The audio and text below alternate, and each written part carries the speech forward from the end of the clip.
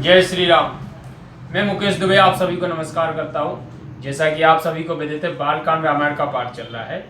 इसमें हमने आपको पिछले भाग में सुनाया था श्री राम जी और परशुराम जी का संवाद, और परशुराम जी को श्री राम जी को विष्णु भगवान के रूप में पहचान लेना और उनकी स्तुति करके तपस्या के लिए वन में चले जाना, और विश्वामित्र जी का जनक जी को सलाह देना। अब आइए आगे के भाग का आनंद लेते हैं। कि तदपि जाए तुम्हें कराओ आवे जथा वंश व्यवहार, बूझे बे प्रकुल वृद्ध गुर वेद विदित आचार लखन श्री रामचंद्र शंकर हरिओम। तो भी अब अपने कुल के वृद्धजनों और ब्राह्मणों से पूछकर जैसे तुम्हारे का वंश का व्यवहार हो वैसा वेद विदित आचार करो। यह विश्वामित्र जी ने जनक जी से कहा। कि दूत अबधपुर पठे वहु जाई, आनहि नृप दशरथ बुलाई, मुदित राहु कहे भले ही कृपाला, पठये दूत बोलते ही कालम। अयोध्या के लिए दूत भेज दो कि राजा दशरथ को बुला लाएं। राजा जनक ने प्रसन्न होकर कहा, हे कृपालु, आपने अच्छा कहा। ऐसा कहकर उन्होंने उसी समय दूतों को भेज दिया। कि बहुर महाजन सकल बुलाए, आए शवन सादर सिर नाये, बाट बाट मंदिर सुरवासा, नगर सवारहूं चारहूं कोशों। फिर उन्होंने सब महाजनों को बुलाया। सबने आकर सादर से झुकाकर प्रणाम किया। राजा ने कहा, देखो सब बाजार गलियां देव स्थान और समस्त नगर को चारों ओर से सजाया। हरस चले निज निज ग्रह आए, उन्हें परिचारक बोल पटाए, रचाओ बेचैत्र बेतान बनाई, सिर धर बचन चले सचुपाई। तब सब लोग प्रसन्न अपने अपने घर आए और फिर सब परिचारकों को बुलाकर कह दिया कि बहुत सुंदर मंडप की रचना करो। वे आज्ञा पाकर वचन को सिरोधार करके चले। कि पठये बोल गुनी तिन नाना, जे बेतान विद कुशल सुजाना, विदे बांध तन कीने आरंभा, बिरचे कनक कदल के खंभा। फिर तो उन्होंने अनेक बेतान विधि के कुशल ज्ञाता गुणियों को बुला लिया। उन्होंने विधि की वंदना कर कार्य प्रारंभ किया और केले के समान सुंदर स्वर्ण के स्तंभ बना दिए।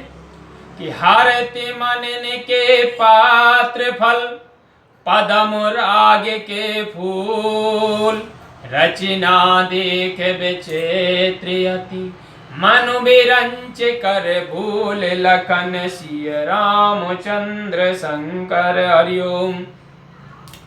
उन खंभों में उन्होंने हरित मणि के पत्ते, फल और पद्म राग के फूल बना दिए। उस अत्यंत विचित्र रचना को देखकर ब्रह्मा जी का भी मन भूल जाता था। कि बेनु हरत मणिमय सब कीने, सरल सपर बेपर नहीं चीने, कनक कलते यही बेल बनाई, लख नहीं पराय सपरन सुहाई। उस सजावट में जो हरे बांस लगे थे उन्हें भी शिल्पकार ने ऐसे बना दिए थे कि जो सरलता से पहचाने नहीं जा सकते थे। स्वर्ण के पानों की सुंदर बेल बनी थी। कि तेहि के रचे पचे बांध बनाए, बिच बिच मुक्ता दाम सुहाए, मान के मर कते कलश पे रोजा, चीर कोर पच रचे सरोजा। उनमें भी पच्चीकारी करी हुई थी। मूंगों की माला के बीच बीच में मोतियों के दाने शोभा दे रहे थे। यही नहीं, मणिक के हीरे और पुखराज की कोरों को चीर कर कमल बनाए गए थे। कि किए भृंग बहु रंग बिहंगा, जहे कूजहे पवन प्रसंगा, सुर प्रतिमा खंबन गड़ काड़ी, मंगल द्रव्य लिए सब ठाणी, चौके बातें अनेक पुराई, सिंदूर मणिमय सहज सुहाई। जिन पर अनेक रंग बिरंगे भौरे और पक्षी बैठे हुए पावन प्रसंग से गूंजते और पूजते थे। खंभों में देवताओं की मूर्तियां गढ़कर काढ़ी गई थी, जो मांगलिक द्रव्य लिए खड़ी थी। जो गजामुक्त से अनेक प्रकार के चौके पूरे गए थे, वे सहज ही सुंदर लगते थे।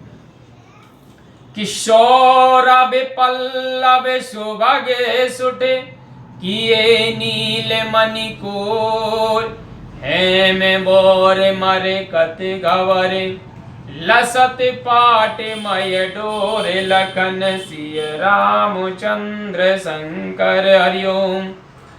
सुंदर नीलम की कोरों को चीरकर बड़े मनोहर आम के पत्ते भी सुंदर श्रेष्ठ बनाए गए थे, तथा सोने के बोर में पन्ने के छोटे छोटे टिकोरों के गुच्छ रेशम की डोरी से बंधे थे।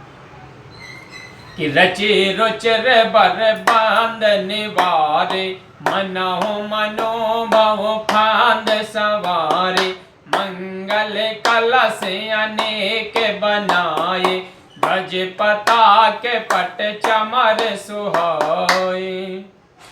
इस प्रकार उस मंडप की श्रेष्ठ रचना को मानो कामदेव अपने हाथों से संवार रहा था। अनेक मांगलिक कलश बनाए गए थे, जो चारों ओर शोभायमान हो रहे थे। कि दीप मनोहर मणिमय नाना, जाय नंबरन बेचैत्र बेताना, जहि मंडप दुल्हन बेदी, सोबर ने असमत कवि के।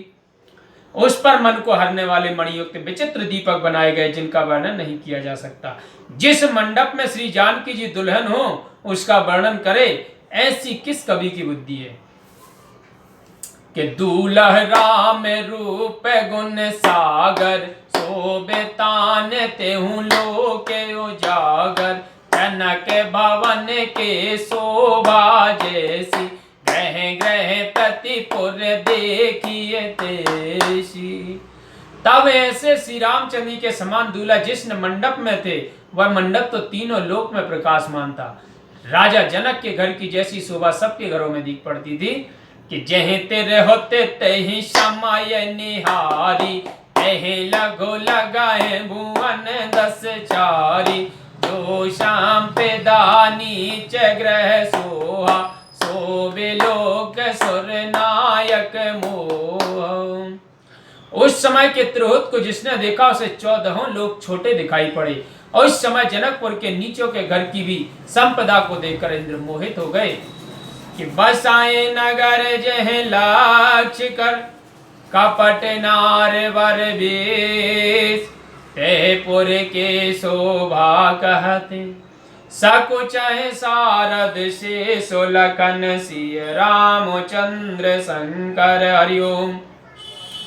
क्योंकि जिस नगर में साक्षात लक्ष्मी कपट से श्रेष्ठ स्त्री का वेश बनाकर निवास करती थी, उसकी शोभा का वर्णन करने में तो शेष नाग और सरस्वती भी संकुचित हो जाती है।